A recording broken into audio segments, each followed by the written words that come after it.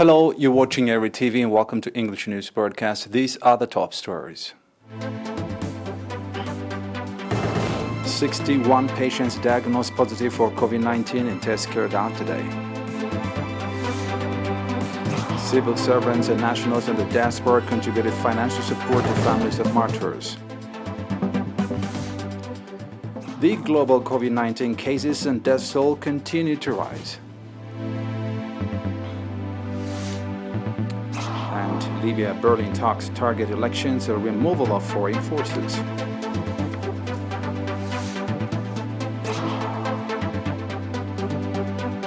The local news.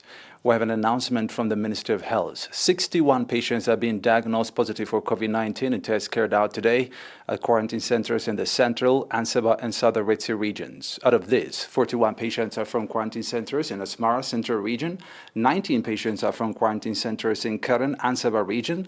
The last patient is from Eddi, southern Eritrea region. On the other hand, 69 patients will be receiving medical treatment in hospitals in the central 58 and northern Eritrea 11 regions have fully recovered and have been discharged from these facilities. The total number of recovered patients to date has accordingly risen to 5,147, while the number of deaths stands at 21. And the total number of confirmed cases in the country to date has increased to 5,664. Minister of Health, Asmara, June 24, 2021.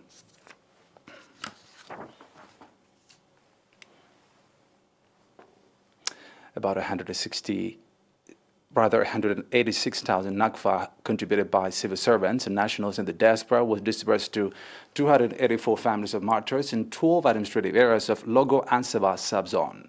According to reports, 91,000 nakfa was disbursed to families of martyrs in Dekashahai administrative area and the rest of families in other administrative areas. Speaking at the event, Mr. Abraham Hagos, administrator of Logo Ansaba subzone, stated the significance of shouldering the responsibility of supporting families of the martyrs and called for reinforcing the contribution. In the same vein, civil servants, members of the defense forces, as well as representatives of 3 administrative areas conducted popular campaign at Maqara Martyrs Cemetery. Likewise, 2,500 students and teachers of Shaka with the Bisrat Elementary and Junior School planted over 1,500 tree seedlings, and members of the Cooperative Association of the 70th, 16th, and 52nd Army Divisions conducted similar popular campaign at the Martyrs Cemetery in Mendefara subzone. Residents of Torona conducted extensive environmental sanitation popular campaign aimed at controlling diseases that are transmitted due to lack of sanitation. In related news, residents of Dogolo Tahatai, Ginda subzone contributed material support to 11 families of martyrs in the subzone. The residents, in cooperation with the members of the Eritrean Defense Forces stationed in the area, renovated residential houses of needy families. Stating that supporting families of martyrs is the responsibility of every citizen, Ms. Fatana Yusuf, secretary of the PFDJ in the subzone, commended the initiative the residents of Dongolo Tahatai took and called on other administrative areas to follow the noble example. The inhabitants of Fanko administrative area, the Sene subzone, are engaged in extensive water and soil conservation public campaign aimed at redressing farmlands damaging due to the erosion, thereby increasing agricultural productivity. Mr. Mohammed Ali from the Office of the Agriculture in the area said, through the popular campaign that is being conducted by strong participation of residents and members of the EDF, so far 300 hectares of the 400 hectares of land have been terraced. The popular campaign that mainly involves construction of terraces is in continuation to similar activities conducted around Fanko-Rawi Dam with a view to redress water diversion schemes and forestation activities.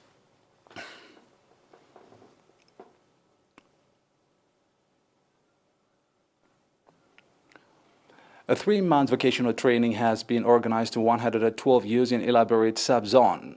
The vocational training included beauty salon, catering, as well as basic computer application.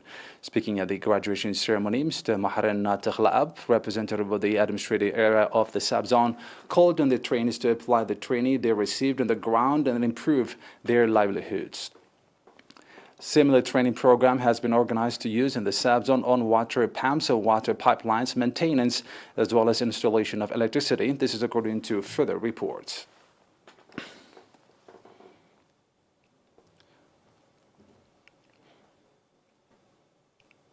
Now back with the international news. After a short break.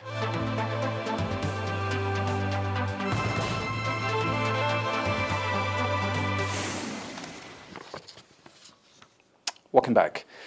The total number of confirmed COVID-19 cases globally surpassed 180 million today, with the death toll exceeding 3.9 million.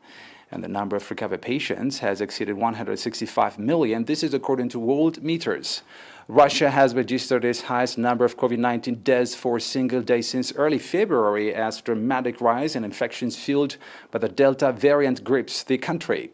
India has declared a new coronavirus variant to be of concern after nearly 24 cases had been detected across the country so far.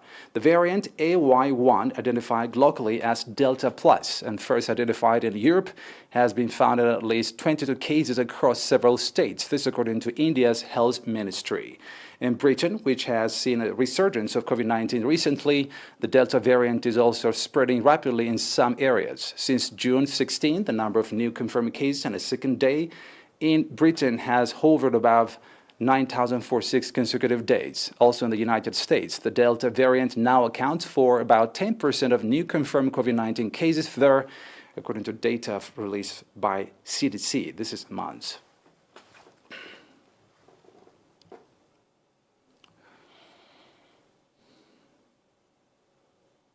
Libya's interim prime minister asked for international help to withdraw foreign fighters from Libya as he addressed international talks in Berlin aimed at shoring up the peace process.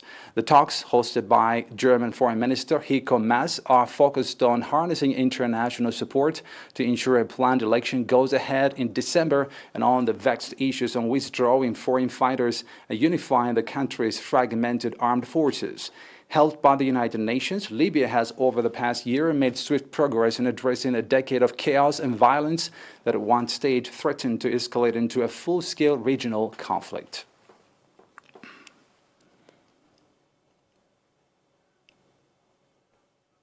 Fire crews in Southern California's San Diego County were fighting in a brush fire that broke out near Hillside Casino and prompted evacuation warnings. This is according to the media reports. The so-called Mesa Fire sparked along a freeway in the afternoon and quickly grew to over 105 hectares in less than 3 hours. It was 0% contained as of 5 p.m. local time. The brush fire erupted as the National Weather Service issued excessive heat watches for the part of California, Oregon, and Washington state yesterday. Wildfires scorched more than 70,000 square kilometers of land in 2020, destroying hundreds of Californian homes during a fierce fire season.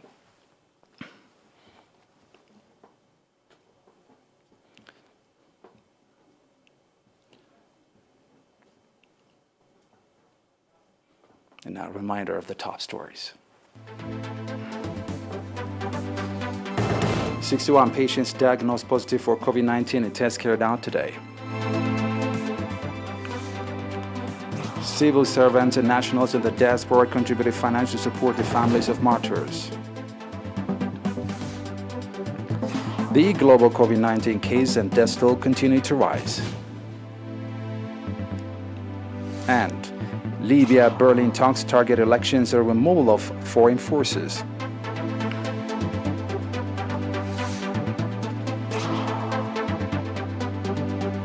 That's it for today. Thanks for watching.